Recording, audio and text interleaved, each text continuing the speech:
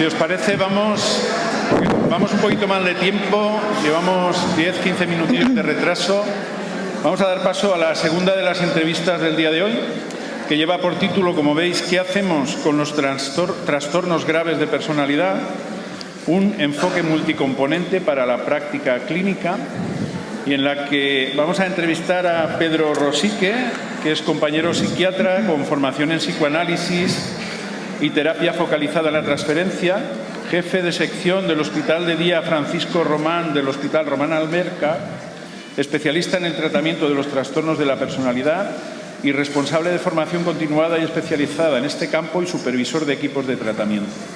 Le van a entrevistar dos miembros del equipo del Hospital General de Elche, como siempre. Por un lado, Clara Ramírez, psiquiatra, responsable de nuestro Hospital de Día, y acompañándola Irene González, psicóloga adjunta de la Unidad de Hospitalización Infanto-Juvenil de nuestro hospital. Así es que vamos con ello. Bueno, como ha dicho Miguel, para quien no lo conozcáis, él es Pedro Rosique, que es psiquiatra responsable de la Unidad de Trastornos de Personalidad del Hospital Román Alberca. Podríamos, para hacer alguna breve presentación, destacar muchas cosas de tu trayectoria, pero creo que una de ellas, y además la que hoy nos viene aquí a traer a todos, son los años de dedicación en un modelo psicoterapéutico en pacientes muy graves, centrado en, precisamente los rasgos que caracterizan su patología, ¿no? La identidad, la relación terapéutica, las relaciones interpersonales, en, como decíamos, pacientes tan graves como son aquellos con trastornos de personalidad complejo. Y además, quien ha tenido la suerte de poder compartir algún tiempo de trabajo o rotación contigo, habrá visto esa particularidad de hacer este trabajo de una manera muy profesional, pero a la vez muy cercana, lo que le da un valor añadido, ¿no? Y nos acerca la salud mental aún más y la pone aún más en valor. Con lo cual, muchas gracias por estar aquí con nosotros y bienvenida a nuestro simposio. Gracias a ti, claro.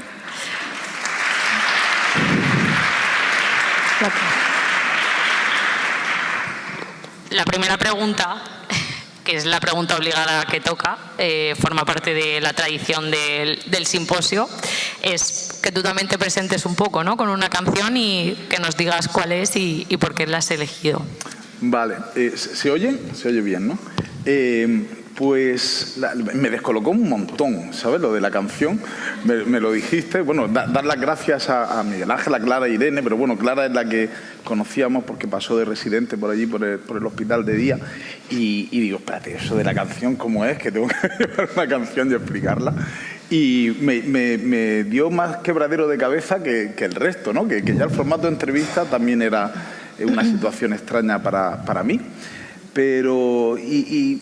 Y entonces me llamó una paciente al Hospital de Día que salía de un ingreso, era una paciente que había estado un año, yo creo que incluso puede ser que coincidieras tú con ella, una paciente que había estado un año largo en el Hospital de Día, una compañera médico,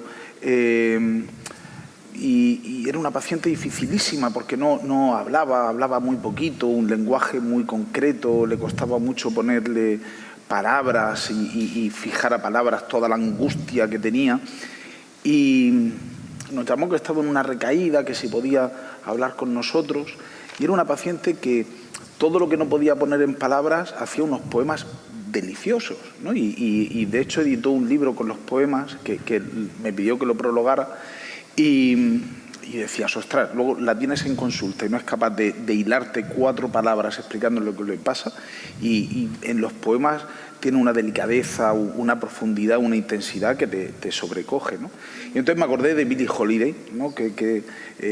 Hoy uno escucha esta canción, All of Me, y es una canción bellísima, ¿no? Que te pone los pelos de punta, y ve la historia de Billie Holiday y ve una historia terrible, ¿no? De una infancia desgraciada, adicción, relaciones sentimentales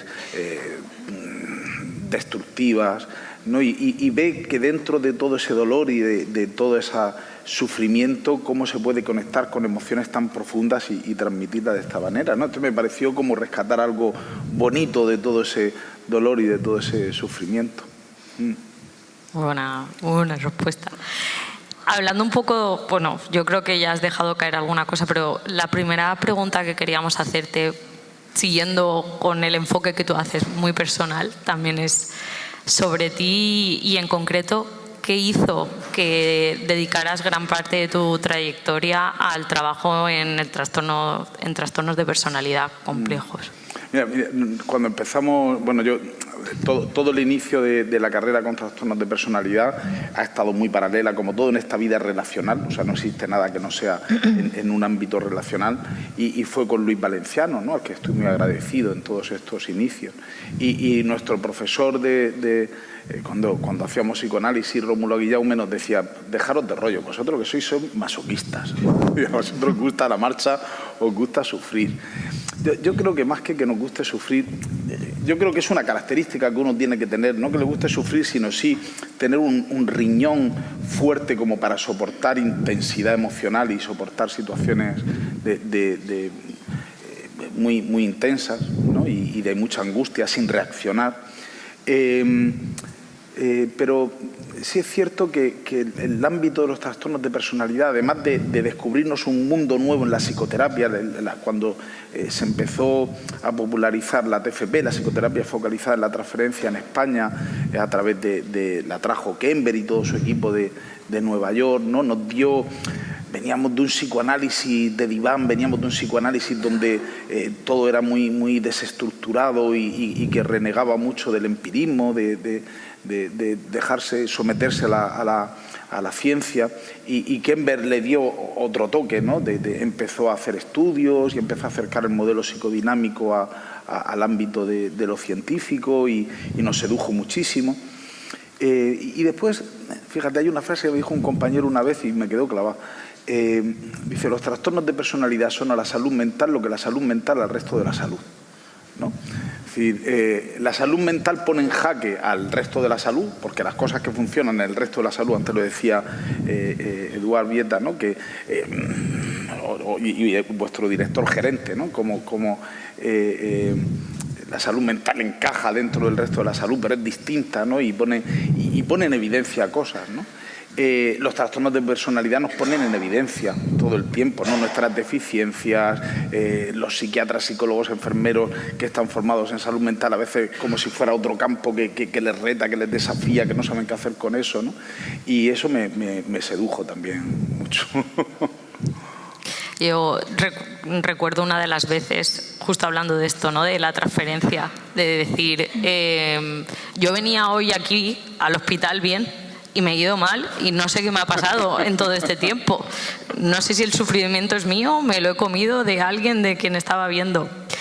Y hablando un poco con Irene también de todo esto, ¿no?, de cuando nos planteábamos pues el tema de la entrevista y el ponerle la etiqueta de complejo a un trastorno de personalidad, las dos teníamos claro muchos aspectos que los hacían, bueno, que considerábamos que los iban a hacer complejos. Pero cuando íbamos elaborando las preguntas, cada una nos queríamos centrar en algún rasgo, en alguna cosa, ¿no? Y al final vimos que que cada uno tenemos un concepto y entendemos como complejo algo y tenemos una idea general, pero a la vez difieren muchas cosas. Entonces, queríamos preguntarte también, para ti, ¿qué es lo que hace un trastorno de personalidad complejo? Vale. Puede ser complejo a varios niveles y no necesariamente asociado al pronóstico. O sea, que sea complejo no quiere decir peor pronóstico, y según el nivel.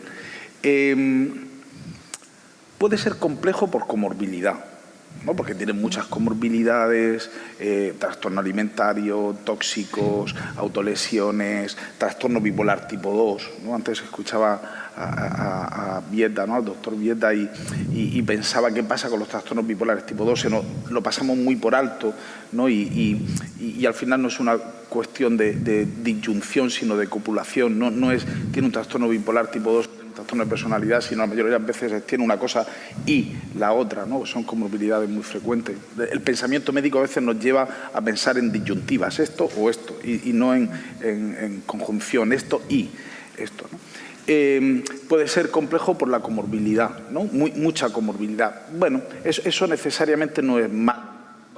Nos puede complicar un poquito la situación, pero no es lo peor respecto al pronóstico. Puede ser complejo por defensas muy rígidas, ¿no? Es decir, porque haya frente a esa vulnerabilidad, a esa fragilidad de psíquica, se hayan desarrollado defensas, sobre todo narcisistas y paranoides, muy rígidas, ¿no? Cuando los síntomas son muy egosintónicos. Hay una proyección masiva y el paciente niega y proyecta sus dificultades. Eso marca peor pronóstico, ¿no? Es muy complejo y marca peor pronóstico. Pero te lleva sorpresas, ¿no? Hay veces que hay pacientes muy resistidos, con defensas muy rígidas, ¿no? de tipo negación, proyección, que le impiden hacer una visión realista de sus dificultades, de poder tener una relación terapéutica no hostil contigo, porque viven la interdependencia contigo como terapeuta como algo hostil, algo que les humilla o que les somete. Pero a veces en el ambiente terapéutico, por ejemplo, del hospital de día, poco a poco esas resistencias se van disolviendo, se van diluyendo y pasan cosas, ¿no? Y empieza el tratamiento, de verdad. Otras veces no podemos, ¿no? Entonces, decía, complejidad por las comorbilidades, porque haya mucha comorbilidad, complejidad por defensas muy rígidas, complejidad, y esto lo tenemos poco en cuenta, son los casos más difíciles. Aquí sí que son casos muy difíciles y yo creo que son la mayoría de casos que nos traen a todo. Cuando un sistema, una red de salud mental está on fire por un paciente que está ingresando, no se sabe qué hacer, pasa media estancia. Hemos visto chicos de 21 años, estamos teniendo un fenómeno que no habíamos visto antes, chicos de 21 años en residencias de larga estancia, ¿no? De servicios sociales, ya no sanitarias, ¿no? Ya en un desahucio total. Y cuando en supervisión nos traen casos muy graves que no saben qué hacer con estos casos, impulsivos, autolesiones, drogas, ingreso, reingreso, suicidio, suele haber en la mayoría de los casos discapacidad intelectual leve o rasgos TEA que han pasado desapercibidos, es decir, trastornos del neurodesarrollo, que eso sí que complica muchísimo el cuadro, porque no son accesibles a las psicoterapias sofisticadas de trastorno de personalidad, o por esa discapacidad intelectual, o porque su pensamiento es tan rígido que es picar piedra, ¿no? Lo que tú hablas un día, al día siguiente es como Penélope, lo hubieran deshecho, ¿no? Y ahí hay que intervenir de un ámbito más social, ¿no? y de más ambiental. Y son casos terribles, con conductas autodestructivas gravísimas, y que hay que pararse y pensarlo de otra forma, porque además el sistema hace un acting contratransferencial continuo y puede ser peligroso. Y ya por último, si no me enrollo, los casos pueden ser complejos por la situación social, ¿no?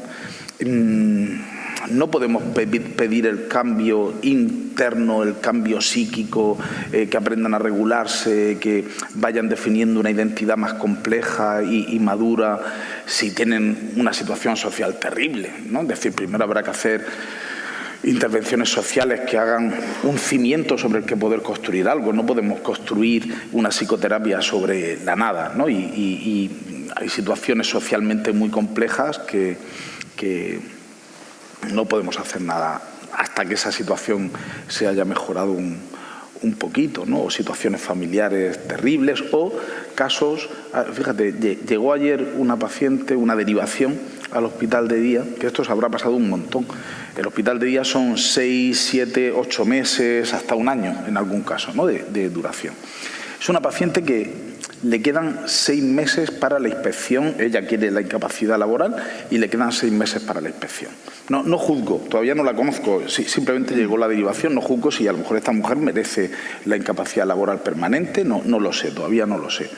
Pero sea un caso que realmente vaya a tener la incapacidad laboral permanente o nosotros pensemos que no y que hay otros factores de beneficio secundario o de verdadero terror o para volver a trabajar, esa paciente no va a poder mejorar. Es imposible que mejore. ¿Cómo va a mejorar alguien que en 6 meses tiene una inspección que le va a decir si le va a dar una pensión el resto de su vida o no? Es decir, allí el caso es imposible, o sea, no se va a poder permitir decir, oye, pues la verdad es que estoy mejor hasta que no pase la inspección. A veces nos planteamos si sería bueno decir, mira, termina con tu proceso de incapacidad y cuando termines con el proceso de incapacidad, te hayas vuelto a trabajar o no, pues ya vienes aquí. Pero bueno, tampoco podemos hacer eso, ¿no? Pero son casos muy complejos. Por ejemplo, a colación de este caso que estabas diciendo, ¿no? Que el aspecto más social, pues a lo mejor era algo que había que valorar y que tener especialmente en cuenta. Todos en la primera entrevista, en la entrevista que nos conecta al final con el paciente, pues en función, ¿no?, de cada tipo de patología, pues intentamos tener un poco una estructura. Igual en las personas con trastorno de personalidad.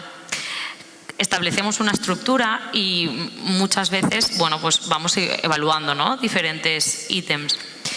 Y, por ejemplo, a lo mejor se nos podía haber pasado desapercibido. ¿Crees que hay alguno en particular que solemos no preguntar, no abordar, no tratar y que realmente pueden marcar si va a ser complejo o no y pues el plan, el tratamiento a seguir?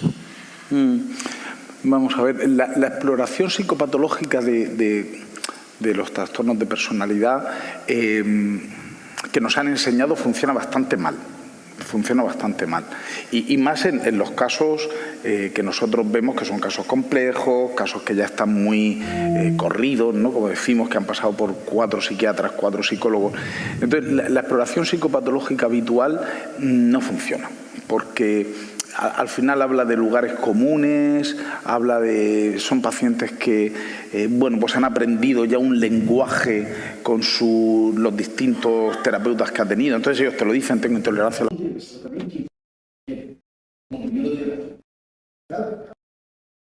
A mí me sigue gustando hablar de eso.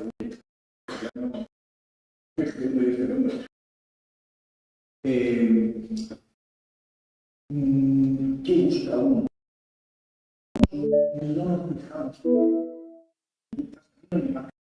Otro límite, porque se autolesiona. Digo, bueno, una persona con esquizofrenia también se puede autolesionar, ¿no? Regularse cuando uno está angustiado a través de autolesiones lo hacen hasta los autistas tipo Kanner, ¿no? Es decir, las autolesiones, y hay algo peligroso que en nuestra cabeza se ha puesto autolesión, trastorno de personalidad límite, y no es así, ¿no?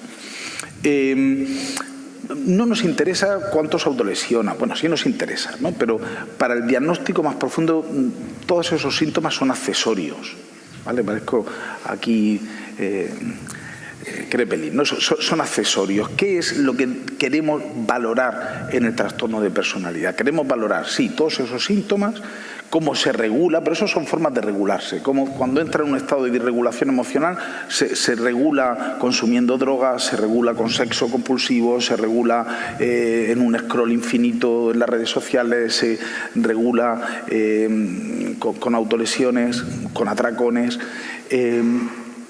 Pero lo que hay debajo es cómo está, y el DSM-5 ya lo recoge, ¿no?, en el modelo alternativo, en el nivel de funcionamiento de personalidad, ¿no? ¿Qué imagen tiene de sí mismo? ¿Cómo se ha construido su identidad? ¿Cuán afectada está la construcción de su identidad? ¿No? ¿Y cuán afectadas están las relaciones interpersonales? La gravedad de un caso no es la profundidad del corte, sino el nivel de deterioro en la identidad y el nivel de deterioro en las relaciones con los demás. Y eso, preguntándolo directamente, no se llega, ¿no? Nosotros le damos mucha importancia a la exploración psicopatológica, pero enseguida nos vamos a explorar, y ahí respondo más directamente a tu pregunta, las principales áreas de la vida. ¿vale? Y ahí los pacientes no están tan corridos, no están tan, como decimos en Murcia, tan malvados, ¿no? Ya esa información es más fresca. Trabajos que ha tenido, por qué se dejó este trabajo, qué le pasó con el compañero que tuvo ese mal rollo y entonces se fue del trabajo enfadado, relaciones sentimentales, cuántas ha tenido, por qué se las dejó, sexo, cómo son sus relaciones sexuales, familia, vida social, tiene amigos, no tiene amigos, cómo queda con los amigos. Eso tenemos que tener mucho cuidado. Irene lo sabrá con los adolescentes. Tú le preguntas si tiene amigos, claro que tengo amigos, pero son amigos que ve jugando videojuegos, que está uno en Canadá y el otro, no, tengo un amigo en Canadá, bueno, porque ha jugado al Fortnite, ¿no? con él una vez. Si son amistades, pues capaz de establecer relaciones profundas, si es capaz de mentalizar, es capaz de saber que hay un otro con sus propios estados mentales distintos de él y relacionarse con los demás. Eso es lo que nos interesa, más que si el corte es superficial o profundo, ¿no? Eso nos va a marcar más si está en un nivel, bueno, es un trastorno de personalidad a un nivel alto o a un nivel muy bajo o incluso a un nivel prepsicótico, ¿no? Otra cosa que valoramos poco es el juicio de realidad fino, ¿no? Que eso dice, ¿no? Que quien ha pasado por ahí sabe que hacemos mucho hincapié. Vale, valorar alucinaciones y delirios todos sabemos, ¿no?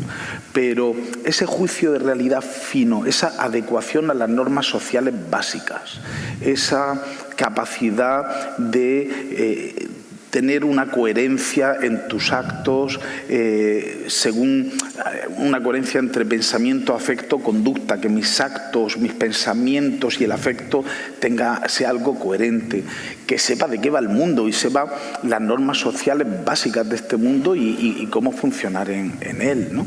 Y a veces nos cuesta detectarlo, ¿no? Y estaríamos hablando de casos, bueno, a veces eso nos da el diagnóstico más hacia lo esquizoide, esquizotípico, TEA. Esquizotipia no es un vagabundo con las barbas por las rodillas, ¿no? Es algo más sutil, ¿no? Y tenemos que aprender a detectarlo mejor. No todo es trastorno límite de personalidad. Entonces te diría, áreas vitales, explorar mucho las áreas vitales y el juicio de realidad, esas cosas que nos parecen rarunas, ¿no? Y explorarlas. No sé si me he explicado. Sí. Yo creo que esto es mucho trabajo y además teniendo la suerte de haber podido pasar por ahí, sé que la entrevista no es un día, son una, otra vez, hasta que llegas a un poco a hacer el encuadre, ¿no? A ver un poco, hacer el encuadre y hacer un contrato y establecer un poco los deberes, no sabría cómo explicarlo exactamente, pero bueno, los deberes y obligaciones tanto del paciente como nuestros, ¿no? ¿Qué vamos a hacer ahí? Y especialmente en estos pacientes, en estas personas que estás diciendo, ¿no? Que al final la estructura muchas veces se ha perdido, o sea, hay mucha desorganización y que llegan a ser, pues cuando hablamos a lo mejor de una organización más límite baja, pues, muy desorganizado. ¿Hasta qué punto el establecer un contrato es en sí una herramienta de encuadre, de hacer un plan, o es ya un tratamiento en sí, o ya podríamos empezar a hablar y meternos en el tratamiento? Vale, el contrato, tú has estado allí y entonces el contrato lo tienes muy, ¿no? Pero a lo mejor hay otras personas que dicen eso, el contrato qué es, ¿no? Para nosotros el contrato es básico, pero has dicho una cosa muy importante, que es bidireccional. Cuidado, que a veces se nos olvida. Contratos no son normas, ¿no? Las normas son unidireccionales, es decir, tú vienes aquí al hospital de día y tienes estas normas. ¿Por qué? Porque sí, porque yo lo digo, yo lo digo porque son así y tienes que acatarlas y punto. No se puede agredir a nadie, no puedes introducir drogas, ¿no? Vale. El contrato, claro, piensa una cosa, ¿no? Alguien con un trastorno de personalidad límite es impulsivo y es caótico, ¿no? Y vienen a una primera entrevista diciendo, ¿qué hago? Dame herramientas, ¿no? A veces me dan ganas de tener como una caja de estas de Leroy Merlin, toma, una llave inglesa, ¿no? Dame herramientas, ¿pero qué hago? Y claro, la angustia de los padres, ¿pero qué hago? ¿No? Y frente a esa urgencia que te impulsa, y ahí vamos como pollo sin cabeza a rebufo del paciente mandando antipsicóticos, no sé qué, tal cual, ¿no? pararte y decir, no, mira, entiendo tu prisa, entiendo tu premura, pero bueno, llevas 4 años, 5 años, 10 años pasándolo muy mal, entiendo que una parte tuya quiere ya una solución, pero otra parte tuya sabe que esto no es fácil y que es complejo, ¿no? Entonces nos vamos a tomar un tiempo. Si yo actuara de forma impulsiva no te estaría ayudando realmente, que eso es lo que ha pasado hacia atrás muchas veces, y tenemos que darnos unas cuantas sesiones para planificar cómo vamos a hacer este tratamiento, ¿no? Y en ese marco está el contrato. El contrato no puede venir si no hemos explorado antes objetivos. Sobre todo cuando hay pacientes, eso habrá pasado a todos, cuando hay pacientes con muchos rasgos narcisistas, a los 2 meses de tratamiento ya no te acuerdas quién quería que el paciente viniera a terapia, ¿no? Es decir, espérate, ¿era el paciente el que quería venir o era yo el que tenía interés en que viniera el paciente? ¿No? El paciente, bueno, vengo porque no puede permitirse, pobrecito, no se puede permitir reconocerse la dependencia de ti, ¿no? Entonces parece que ya es un favor que te hace venir a consulta. Se pierde, ¿no? ¿Quién desea? ¿Quién es el que desea el tratamiento? Entonces es muy importante que tengamos unos objetivos. Ser feliz, ser normal, no. Unos objetivos terapéuticos concretos, porque los damos por hecho, ¿no? Damos por hecho que compartimos los objetivos terapéuticos y no se puede dar por hecho eso, ¿no? Pues tú le dices al paciente qué te gustaría conseguir del tratamiento y pueden venir con esos lugares comunes, ¿no? De ser feliz, ser normal, llevar una vida normal, no. ¿Te gustaría trabajar? ¿No te gustaría trabajar? ¿Qué crees que hacemos con el consumo de cannabis que tienes? ¿Tú crees que vas a poder conseguir las cosas que querías si sigues teniendo este consumo de cannabis, alcohol? O sea, revisar todos los objetivos muy pormenorizados y consensuarlos con el paciente, ¿vale? Que tengamos una lista de objetivos objetivables con el paciente, porque luego se van a olvidar y a mitad de camino decir, espérate, ¿por qué estábamos aquí, ¿no?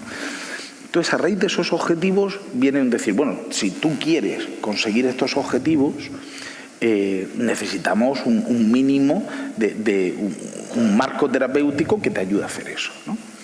No imponemos nada, ¿no? En el contrato terapéutico no imponemos nada y vamos negociando.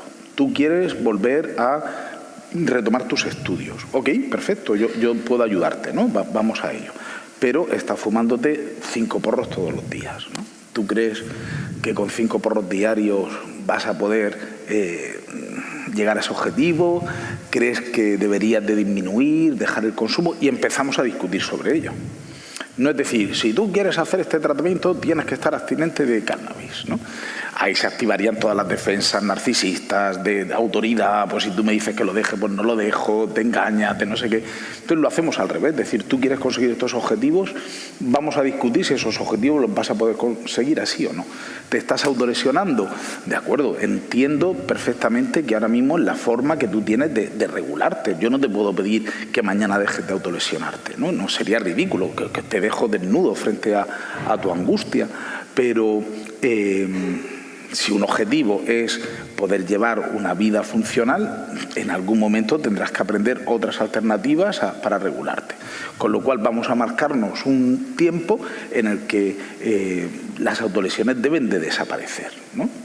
Porque si no estamos viendo que el tratamiento no está funcionando y tendremos que revisarlo, ¿no? Atracones. En el contrato vamos viendo todos esos actings.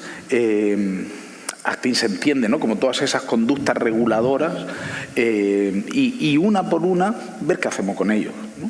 Cuanto más grave es el paciente, más necesario es el contrato. En un paciente neurótico, ¿no? En un paciente normalmente no hacemos contrato porque se sobreentiende el papel de cada uno, del terapeuta y del paciente, pero un paciente más grave eso se distorsiona. Si vamos a entablar comunicación con los padres, bueno, más que si vamos, ¿cómo vamos a entablar comunicación con los padres? Si pasan cosas, ¿se las vamos a decir a los padres o no se las vamos a decir? Todo eso es mejor hablarlo antes, porque luego en el momento caliente no sale bien. Pero tú lo has dicho, al paciente le pedimos cosas, pero también tenemos nosotros que pedirnos cosas. Es decir, el paciente si cede, no cede. Si el paciente entiende que ese contrato es la forma de mantenerse en un marco que permita conseguir sus objetivos terapéuticos, también va a decir, bueno, ¿y tú qué? ¿No? Es decir, no podemos pedirle al paciente todo eso y que a la siguiente sesión haya otro terapeuta porque la bolsa de trabajo ha corrido y se ha movido y ha terminado, ¿no? Es decir, y allí podemos hablar de toda la retraumatización que el sistema hace en los pacientes con un vínculo tan dañado, ¿no? Pero bueno, vamos paso por paso. No sé si... Entonces, la respuesta sería, es un preliminar del tratamiento, pero es tratamiento en sí mismo.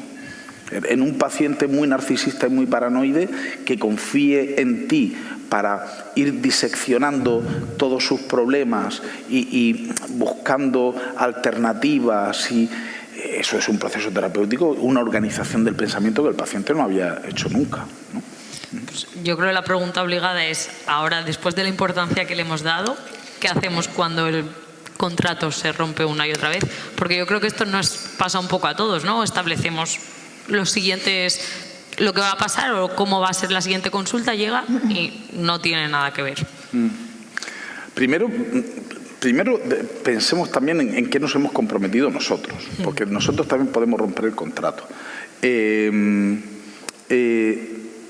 El contrato lo hacemos sabiendo que se va a transgredir, ¿no? Es decir, el contrato es una guía, es una referencia para volver a él cuando nos vayamos, ¿no?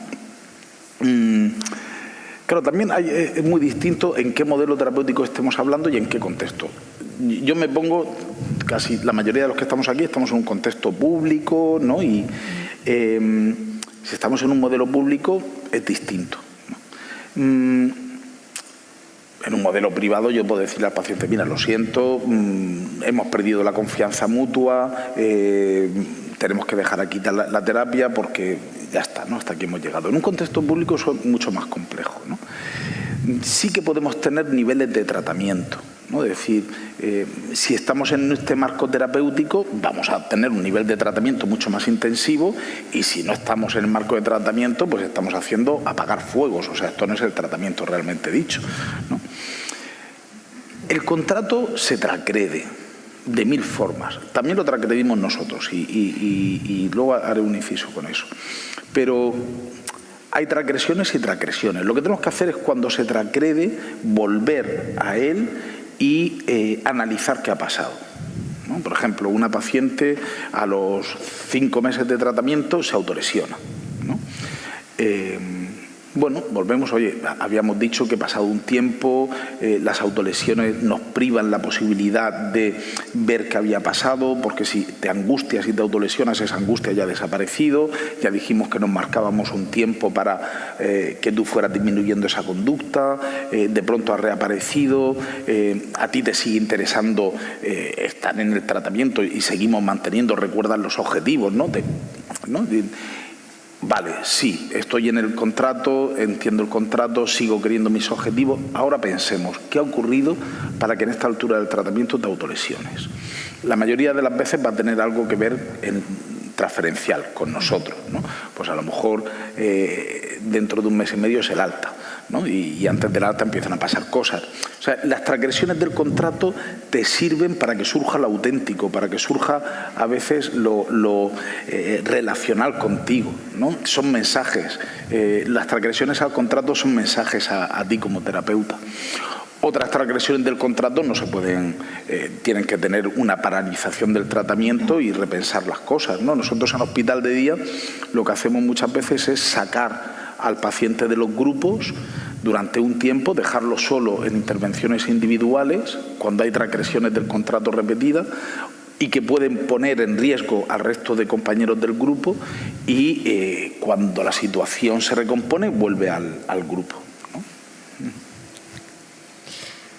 Bueno, rescatando un poquito el tema de las autolesiones, ¿no?, que hemos mencionado antes, sí que hemos hablado de que las autolesiones eran realmente algo transversal al sufrimiento, ¿no? No solo ocurre en estos casos, pero un poco es una de las situaciones complejas que nos encontramos en el día a día, ¿no? Sobre todo cuando la autolesión ya no es una cosa aislada, ¿no?, que ocurre en un momento puntual, sino que se convierte como en un modo de funcionar ¿no?, a la hora de regular el malestar, ¿no? Y sobre todo esa resistencia muchas veces a abandonar la autolesión como modo de regulación, ¿no? Entonces nos planteamos cómo trabajáis vosotros esa autolesión cuando es casi estructural en el funcionamiento del paciente.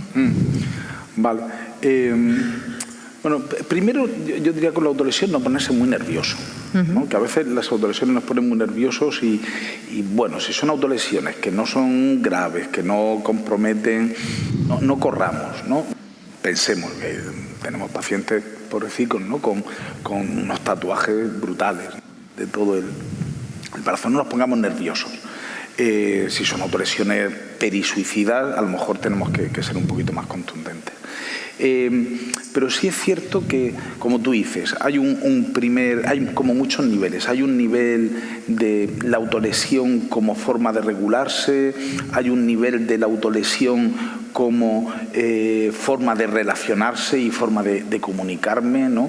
Tenemos una paciente que cada vez que su mundo, es una chica de 18 años, que cada vez que su mundo, y es un mundo, tiene un hermano con una discapacidad grave, unos padres que, bueno, hacen lo que pueden pero están muy ausentes, y cuando ella se ve abrumada, decir no puedo más, raca, ¿no? Es como decir pararos todos, ¿no? Es como darle al pause, es decir, para que se pare un poquito el mundo. Entonces autolesiona, va al hospital, los padres la acompañan, es una forma de tomar cierto control, ¿no? O sea, está el nivel de regulación, está el nivel relacional de comunicarme, pero hay un nivel puramente conductista, conductual, que al final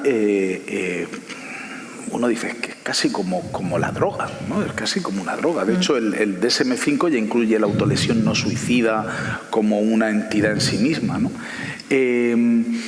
Y a veces tenemos que tomar medidas. Fíjate, Paqui, que nuestra enfermera que ahora se ha ido, cogió el Matrix, ¿sabéis el Matrix? El programa este de tratamiento para drogadicciones, y lo adaptó a todas las conductas acting, ¿no? Autolesiones, atracones, ¿no?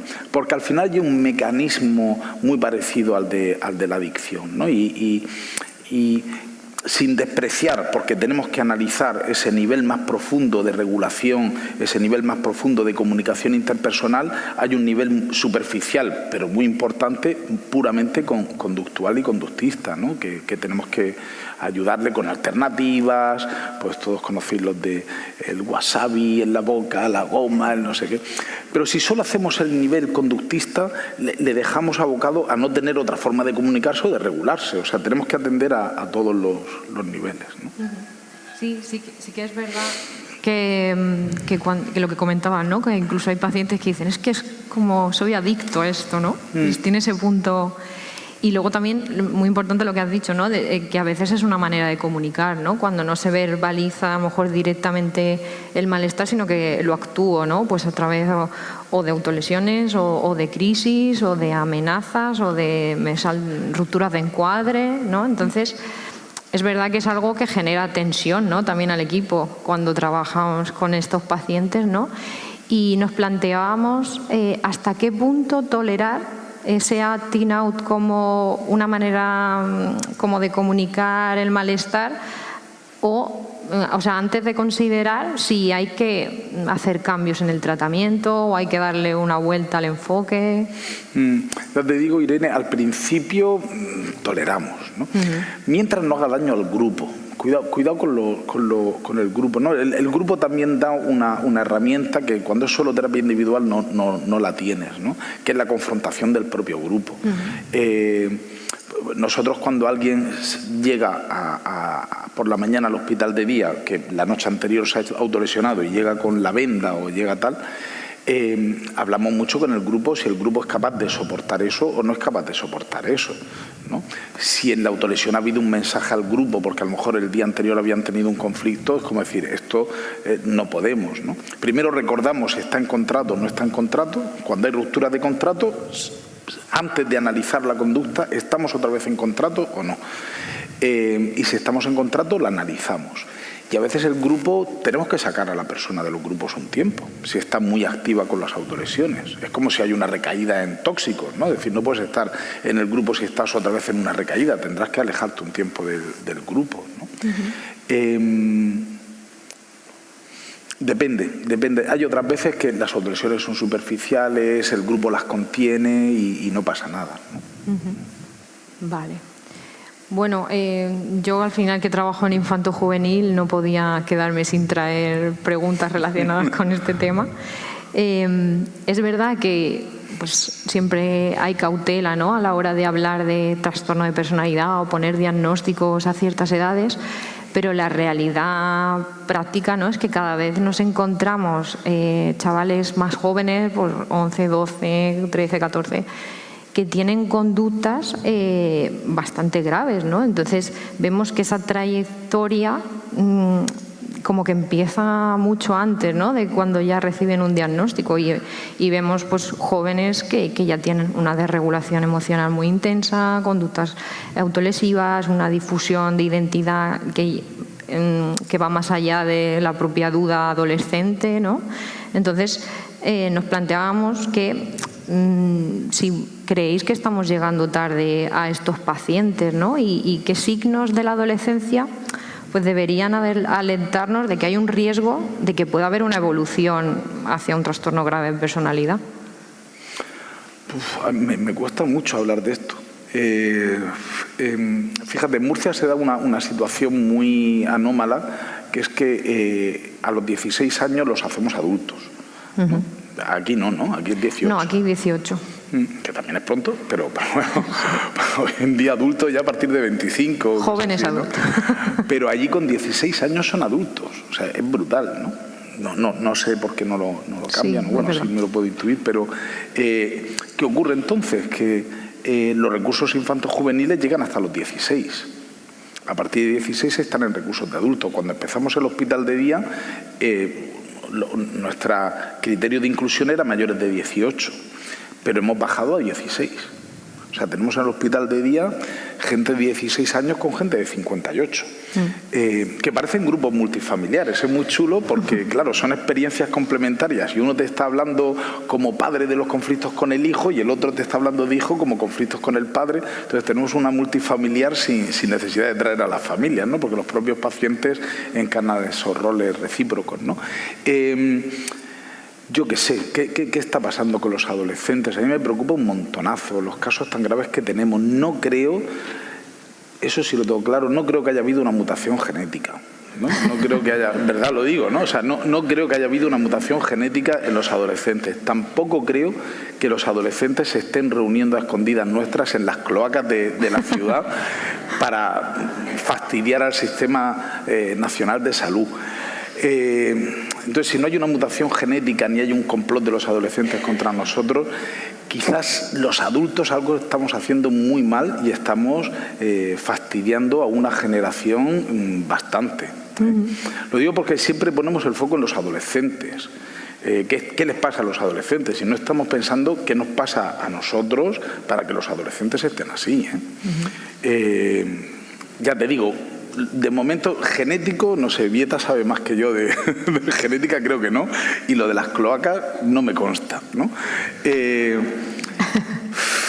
estamos haciendo? O sea, ¿qué está pasando en esta sociedad? Que el eslabón más débil siempre son los adolescentes, no los niños. Los niños están muy protegidos, pero los adolescentes están muy desprotegidos. Que el eslabón más débil está petando, está reventando, ¿no? Y es cierto, Irene, hay unos casos gravísimos. O sea, yo me quedo muerto con 16 años, los casos que nos llegan, ¿no?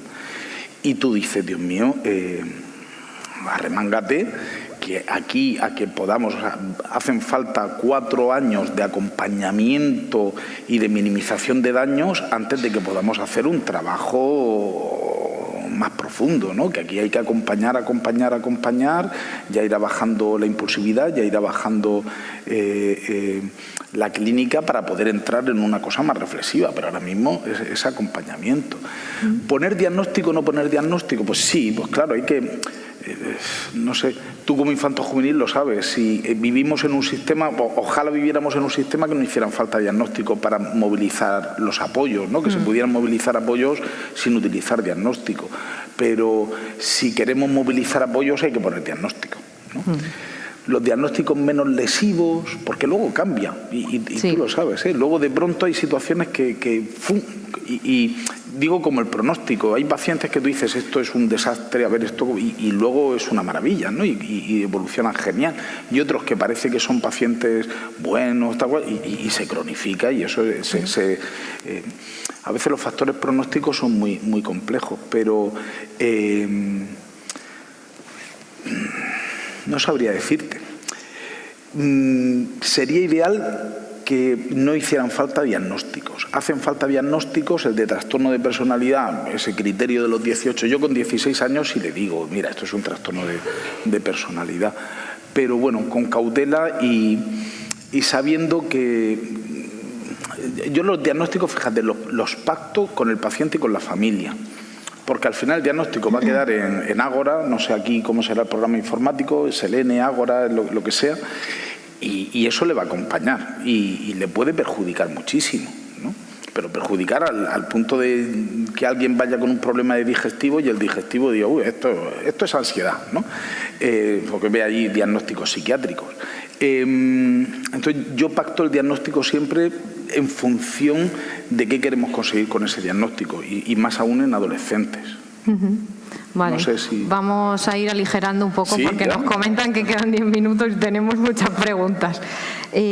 Bueno, yo sí que quería destacar un poco lo que has comentado, ¿no? Que a veces ponemos mucho el foco en los adolescentes y el contexto marca mucho la diferencia, ¿no? Entonces, a veces vemos en esas historias, ¿no? que el trauma sostenido en el tiempo, con esos vínculos primarios, ¿no? O sea, es algo que está ahí y a lo mejor pues esas características que dirías como rígidos, manipuladores o coevitativos, ¿no? Muchas veces son maneras de sobrevivir a esas situaciones negligentes o de esas primeras relaciones, ¿no? Entonces, algunos rasgos que llamamos de personalidad en realidad podrían ser formas de sobrevivir a esos vínculos traumáticos.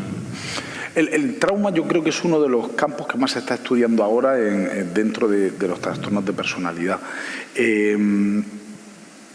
Y el trauma no ha sido considerado en los grandes modelos terapéuticos, no ha sido suficientemente considerado, ¿no? El apego no habla del trauma, en TFB se habla un poquito, en DBT, en dialéctico conductual se habla más del ambiente invalidante, pero no se habla del trauma y de su... y más recientemente estamos estudiando el trauma en sí, ¿no? El trauma tiene varias facetas, una es la inscripción de la relación traumática, otra es la disociación que supone y otra el riesgo de retraumatización en los servicios de salud. Son tres temas que a mí me preocupan mucho. Definimos trauma complejo por un trauma que es relacional, ¿no? Un trauma que ocurre en una relación, que es repetitivo, que supone un desempoderamiento, ¿vale? Y que va a dañar en lo más profundo el sistema de apego. Es decir, alguien que debería de protegerte, alguien que debería de tener contigo una relación de amor, te está haciendo daño, ¿no? Eso desestructura completamente todo el sistema vincular, ¿no? Y provoca estados disociados, complejiza muchísimo más los cuadros. Pero aún más allá de eso, es decir, ¿cómo tratamos el trauma? Primero, estableciendo un ambiente terapéutico que repare ese sistema vincular tan dañado. Está el MDR, hay técnicas, pero cuidado con esas técnicas, no están muy demostradas en trauma complejo, en trauma simple sí, en trauma complejo no. Y a veces, cuando el paciente está muy desestabilizado, técnicas muy directas sobre el trauma pueden desestabilizar mucho. Un ambiente terapéutico corrector es el mejor, para mí, base. Pero lo más importante es no empeorar el cuadro, primum non docere, ¿no? Que nos decían. Y el sistema retraumatiza continuamente, ¿no? Una chica con abusos sexuales que llega a una puerta de urgencias con ideas suicidas, cuidado, porque podemos hacer mucho daño y podemos esa relación traumática, esa experiencia relacional traumática, reproducirla perfectamente en una situación de urgencia, ¿no?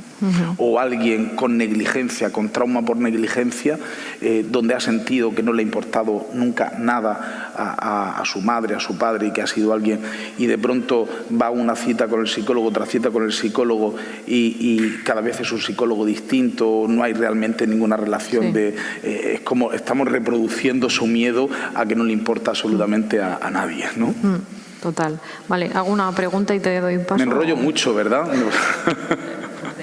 Por no acabar con un poco de trauma a todos y acabar con una mala sensación, ¿no? Que pues, creo que nos hemos metido ahí en temas difíciles, muy chulos. Es que nos interesa todo mucho. Pero muy difíciles. Es verdad que vamos a dejar muchas preguntas pendientes para la próxima, pero yo creo que no podíamos acabar un poco sin un poquito de esperanza, ¿no? Y esta pregunta un poco de cierre es una doble pregunta. Es, por un lado, ¿qué te han enseñado a ti que no esperabas aprender estos años, ¿no? de tratamiento y de abordaje a pacientes con trastorno de personalidad complejo? Y una breve conclusión de la idea con la que crees que nos tendríamos que quedar. Fíjate, la primera palabra que me viene clara es paciencia. Lo que me han enseñado es paciencia, ¿no? Ese furor curandis, ¿no? Paciencia, tranquilidad, no reactividad. Yo creo que con los años la mayor sabiduría no ha sido la riqueza técnica, que también, ¿no? Técnicamente es tal, sino con los años es no reaccionar demasiado, ¿no? Tranquilidad.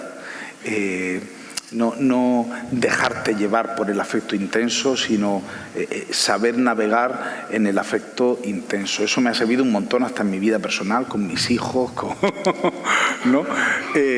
No reaccionar, surfear la intensidad emocional sin naufragar en ella.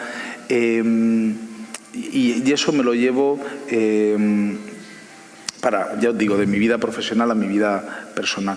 Después he aprendido de todos estos modelos, casi lobbies a veces psicoterapéuticos,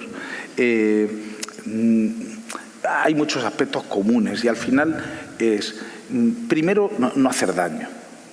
O sea, si tratamos con personas con vínculos dañados, sabemos que el trastorno de personalidad se dice que sí, es alguien con problemas de identidad, pero con problemas de identidad por unos vínculos muy dañados, ¿no? Si tratamos con personas con un sistema vincular dañado, lo primero que tenemos que hacer es dar un vínculo estable. Si no, no te metas, ¿no? Es decir, si no vas a poder ofrecer un vínculo estable, no te metas. Yo antes, en ese furor, ¿no? Tal, así como muy, ¿no? Me quejaba mucho de el modelo psiquiátrico en los trastornos de personalidad, así simplón, de una vez cada 3 meses subo, bajo fluoxetina, y ahora me reconcilio, porque digo, si no vas a poder dar otra cosa, por lo menos no te metas en otras historias, ¿no? Sabes que eso no va a solucionar mucho, pero por lo menos es algo que vas a intentar hacer el mínimo daño posible, ¿no? Primero, vínculo seguro. Un tratamiento que esté estructurado. No hace falta, hombre, ojalá pudiéramos hacer TFP, DBT con todos sus componentes, pero si creamos un vínculo seguro, una mínima estructura, algo que esté medianamente estructurado, un paciente que sabe que le importa a su terapeuta, que con él va a poder reparar esos vínculos y que el tratamiento tiene un mínimo de estructura, de predecibilidad, ¿no? Es decir, en personas caóticas e impulsivas no les podemos dejar también a la confusión nuestra del sistema y al caos del sistema, con un mínimo de predecibilidad, ¿no? Aunque sea a base de componentes psicoeducativos, lo que podamos hacer en cada momento, ¿no? Pero diría, relación estable, un verdadero compromiso, una estructura predecible y coherente y coordinada con la red. Con esos elementos podemos hacer algo, ¿no? Si no, mejor no hagamos nada, ¿no? Mejor no hacer daño. Sí, mantenimiento, flojito, ¿no? Pero... Bueno, yo creo que todo esto nos ha dado muchas ideas y un poco de esperanza también, ¿no? Que muchas veces, bueno, si ya vienen pacientes o nos enfrentamos a esta patología, creo que a muchos de nosotros nos da miedo. y el tener alguna idea y un poco de esperanza y una luz ahí al final del túnel, pues es de agradecer. O sea que muchas gracias. A vosotros. Muchas gracias. A vosotros.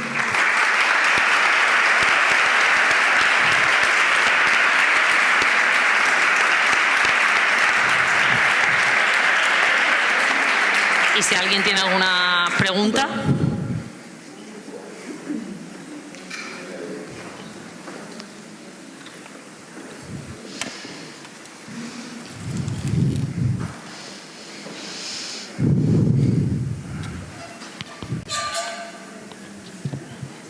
Buenos días, muchas gracias por la charla, muy interesante. Gracias.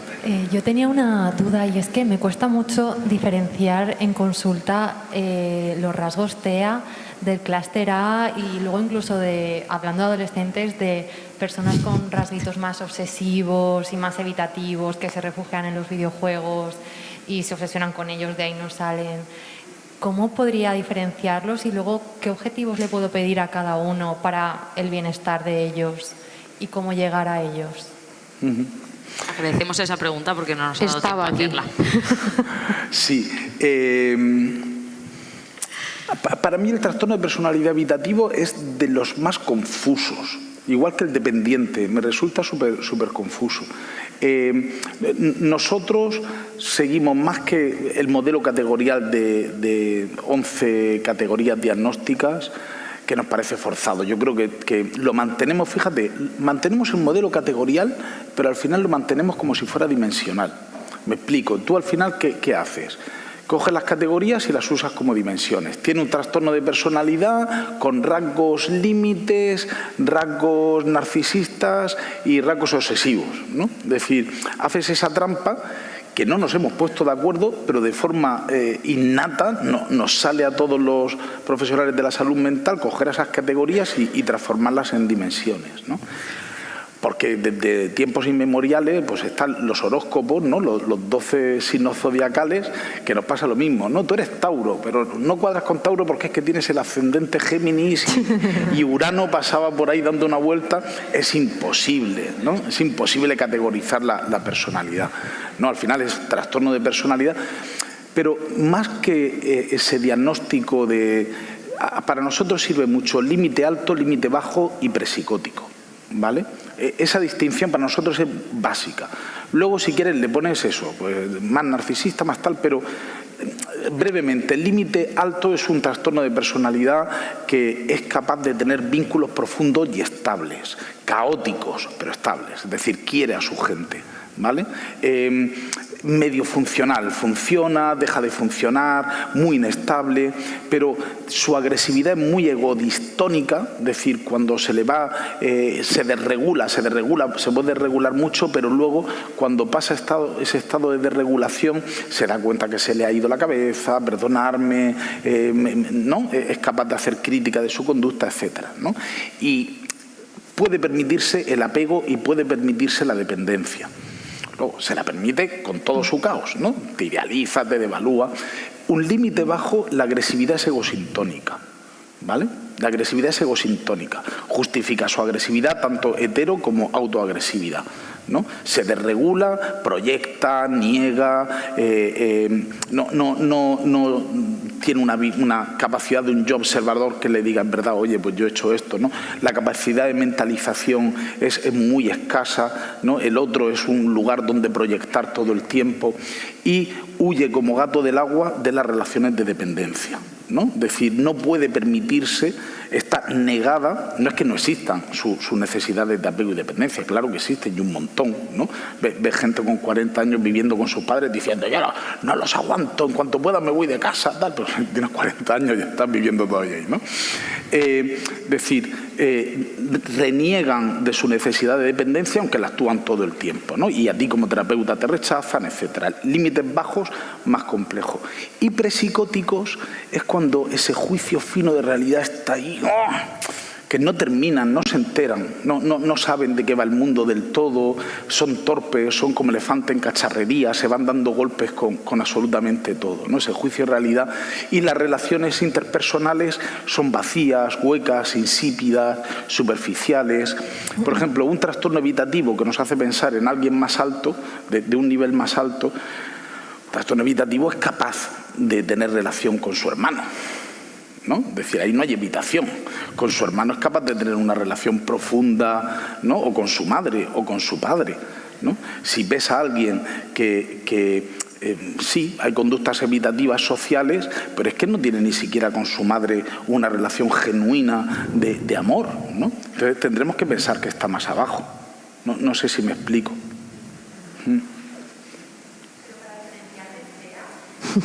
Vale, el TEA. El TEA es un tema que nosotros llevamos 3, 4 años teniéndolo en cuenta, sobre todo en chicas. En chicos se les ve más evidente, ¿no? En TEA vemos organizaciones prepsicóticas, empezamos a sospecharlo cuando vemos ese juicio de realidad fino, esa inadecuación, ¿no? Decir, mira, no se entera, aquí en la entrevista no fluye, hay algo bizarro, hay algo, esa cosa, ese juicio de realidad. El juicio de realidad fino es como en las radios antiguas que estaba la rula gorda y la rula pequeña, y entonces la emisora está captada, pero chirría, ¿no? No es nítida la señal, ¿vale? Y en los grupos son torpes. Yo me acuerdo de una paciente que llegó a un grupo a decir, yo no sé qué hago aquí porque sois todos unos enfermos mentales y yo no sé por qué me han traído aquí. Dice, no es normal que alguien llegue al grupo diciendo eso, ¿no? Y la reacción contratransferencial del grupo, lejos de odiarla, fue venga, darle apoyo, ¿no? Es decir, era una agresión al grupo que el grupo no la recogió como agresión, ¿no? Entonces ya empiezas a ver la rigidez, empiezas a ver cómo socialmente no se entera con el grupo. Nosotros tenemos la facilidad del grupo, que es un laboratorio social, ¿no? Una probeta, donde vemos cómo funcionan socialmente. Y entonces empezamos ya a hacer la historia evolutiva y ya vemos, ¿no? Quitadas las idealizaciones, porque los padres pobrecicos cuando miran atrás idealizan mucho el pasado, pero empiezas a ver, pues eso, una niña que nunca se ha relacionado bien o se ha relacionado bien solo con una chica, con otra chica y han hecho una relación fusional y no se ha relacionado nada más que con esa otra chica, con rupturas brutales, ¿no? Los intereses restringidos, sobre todo en chicas, hay que tener cuidado porque pueden ser intereses restringidos más sociales, la propia vida social puede ser su interés restringido. Es complejo, pero sobre todo lo que nos llama la atención es lo mal que van las terapias de trastorno de personalidad. No es que sean iatrogénicas, pero no avanzan, ¿no? Pero es un temazo, ¿eh? Es un tema muy, muy complejo.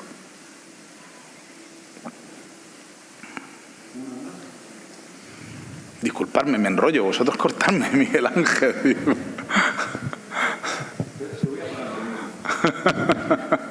Bueno. Muchas gracias, Lara, Irene y Aurelio por la charla. Yo quería comentar que uno de los componentes principales de la CCP, aparte de la transferencia, es la identidad, el concepto de identidad. Hemos comenzado la mañana hablando de un grupo de trastornos que rechazan esa identidad de enfermos. En cambio, yo creo que muchos están poniendo como hay otro grupo de trastornos que los pacientes buscan.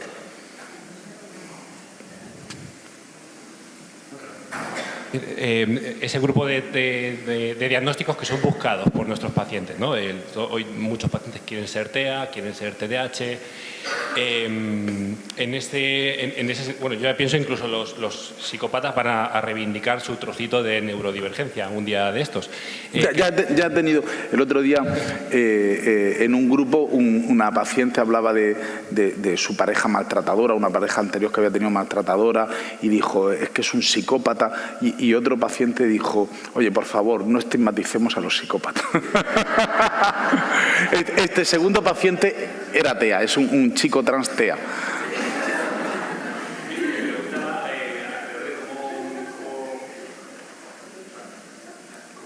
Este fenómeno y cómo trabajáis, pues el trabajar con este armazón identitario tan frágil, tan disfuncional a veces, pero que estamos viendo que seguro que tenéis en el hospital de día. Esto ocurre a nivel social, ¿eh? A nivel social está ocurriendo. Tengo depresión, tengo ansiedad, o sea, la gente va buscando etiquetas, ¿no? TDAH, con el TDAH lo que hay, ¿no? La gente en la sociedad va buscando. Vale, yo lo respeto, lo entiendo, o sea, entiendo que hay una parte de desubjetivizar a la persona que alivia un montón. ¿no? Que alivia muchísimo, lo respeto. Que de pronto te digan lo que te pasa a ti tiene nombre, hay otra gente como tú que le pasa lo mismo, te desculpabiliza un poco, te reconcilia con tu pasado, sobre todo el diagnóstico de TEA es súper desculpabilizador, porque como también es como algo neuro, ¿no? Entonces, por un lado, respeto esa desubjetivización, ¿no? Lo que me pasa a mí no es algo mío, sino que es algo que le pasa a un montón de gente y a las familias también les ayuda a reconciliarse, bien. Pero hay que hacer luego el otro trabajo, es decir, vale, bien, sí, tienes este diagnóstico, ¿no? Y esto te explica un montón de cosas, chulísimo, pero ahora vamos a subjetivizarlo otra vez, ¿no? Hacer ese movimiento de subjetivización, calmar, desangustiar, desculpabilizar, pero ahora vamos otra vez a responsabilizarte que lo que te pasa a ti, ¿no? Cuando pacientes te dicen, es que me autolesiono, pues claro, si soy telepe, pues me autolesiono, no, te autolesionas por cosas que te pasan a ti, no porque seas telepe, ¿no? Pero bueno, ya te digo, son dos momentos. Primer momento lo respeto y segundo momento intento volver la responsabilidad y la unicidad. O sea, te pasa a ti, pues a ti, ¿no? Bueno, siento ser el castrador siempre, el que me toca a mí. Pero es que tenemos muchas más cosas interesantes. Os pido un aplauso para la entrevista.